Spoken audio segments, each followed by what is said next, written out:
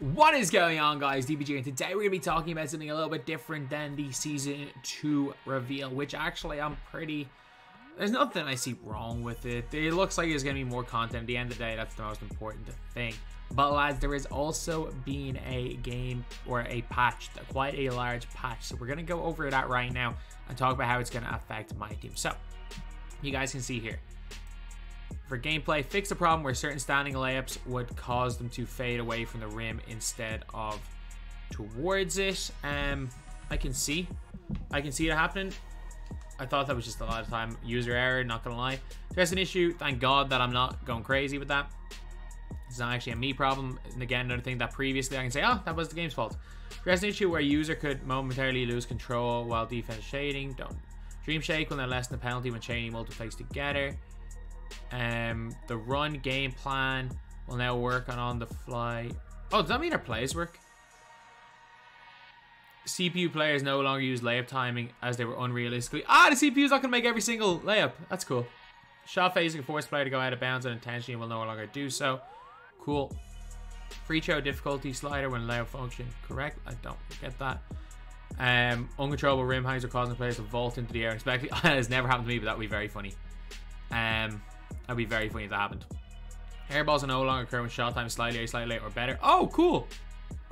I mean, better is literally green, but oh, you're not gonna airball slightly. Shot time will now work correctly with post hooks when playing online games. Frequency of contact dunks on lower difficulties has been increased. Okay, made shots will now have couldn't care less about that. Fixed favorite plays not showing up. Thank God we can run plays online. Various Michael Jordan signature animations have been updated. Added new facial expressions to several animations. Okay, so now the big thing. We got my team. We got my team, lads. So various improvements and updates and made to all the modes and many menus throughout my team. I don't know what those various improvements are. I would rather they say them. An anti-competitive check for idle players has been added to multiplayer modes. So everyone's talking about, oh, this is going to fix AFKing. It's not going to fix AFKing. Because, lads, it says anti-competitive check, which means that all you're going to have to do is this. Every now and again, do this. Don't get kicked out again. So, it says here, what's everyone's plan now to make it hard to AFK? People on Reddit are literally out here discussing rubber banding is iffy because it'll go out of bounds. Get hell out of bounds calls. You know you get kicked out of a game if the offensive player runs out of bounds. It's something that I think they brought in. If the offensive player, if you run out of bounds with an offensive player, you can't rubber band. You can't rubber band your controller. No offense, no defense, just inbounding and passing if needed, staying behind on half, on offense and wiggling the stick every so often. Like there are, unfortunately, it is very, very clear, as much as I hate to say it, that AFKing is not going to be touched because there are, for lack of a better word, there are guys that want to ruin the experience and other people like this guy. Obviously, they just want to get their unlimited points, but at the end of the day, they're doing it by ruining the experience for other people.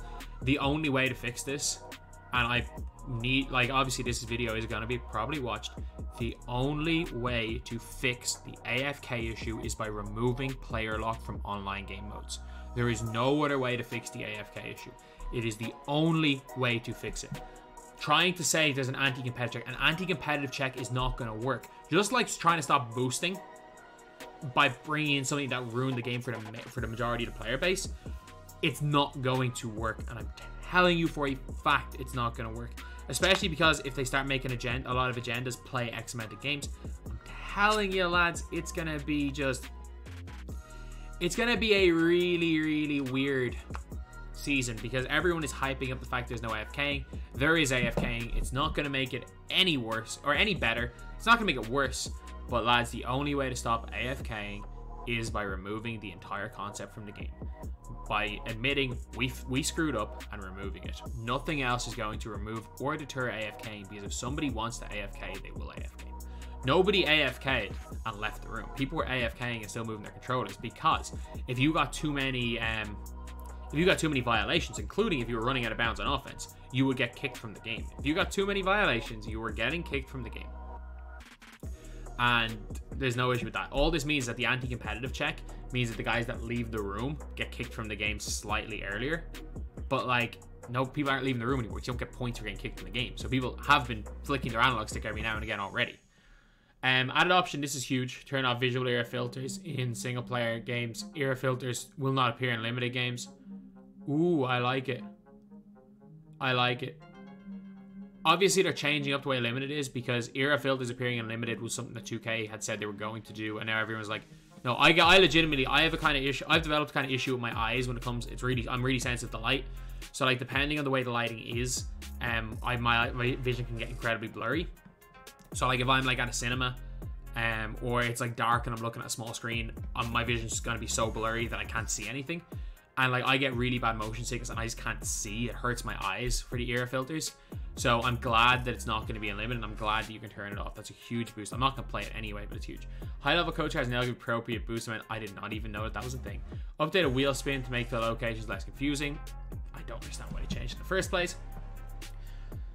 You'll no longer receive losses in your record and opponent's quits. Good. Cards in inferior age types TGO co-op will be saved. Oh, cool. A rare hang, which sure when I've never played this mode, so I don't know.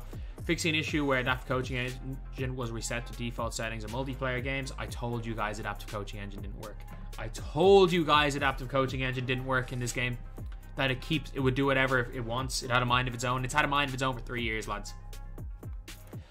Address an issue prevented the level up trophy achievement from unlocking my item. I don't know what that is. I don't know if that's an issue. I don't know. I'm not a trophy hunter.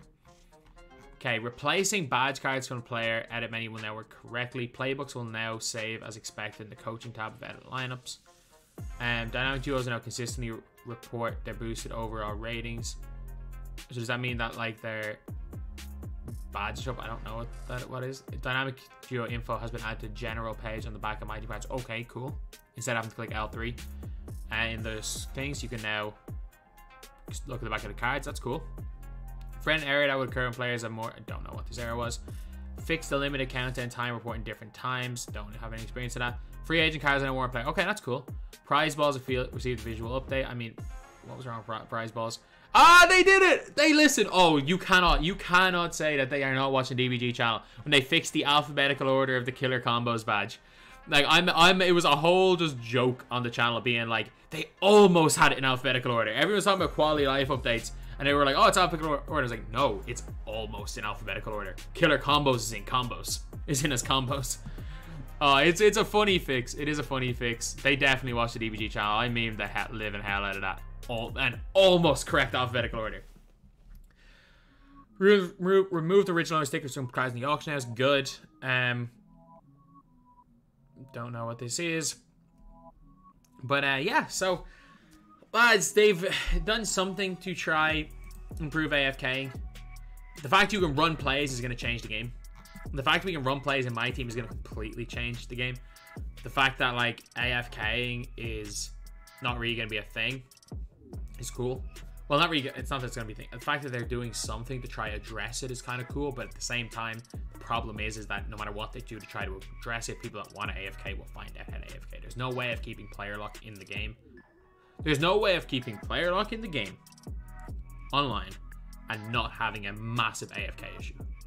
There's just not. It's an unfortunate truth. It's something that's gonna be always in the game. It's something that's never gonna be fixed.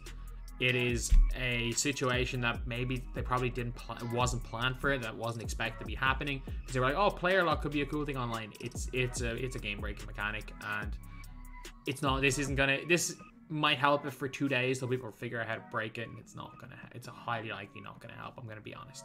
But I like to see them trying to fix it, I guess, but it's not gonna do anything. But anyway, yeah, that's the video. Thank you guys for watching. Please like, comment, and subscribe.